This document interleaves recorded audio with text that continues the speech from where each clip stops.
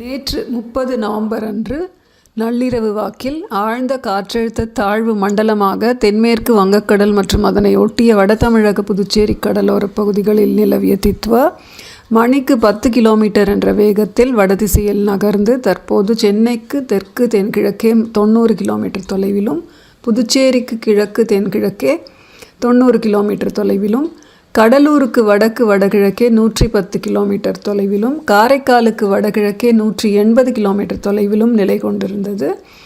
ஆழ்ந்த காற்றழுத்த தாழ்வு மண்டலத்தின் மையப்பகுதிக்கும் வடதமிழக புதுச்சேரி கடற்கரைக்குமான குறைந்தபட்ச தூரம் 50 கிலோமீட்டராக இருந்தது. இன்று 1 டிசம்பர் காலையில் வடதமிழகம் புதுச்சேரி கடற்கரையிலிருந்து 30 கிலோமீட்டர் தொலைவில் இருக்க வாய்ப்புள்ளது.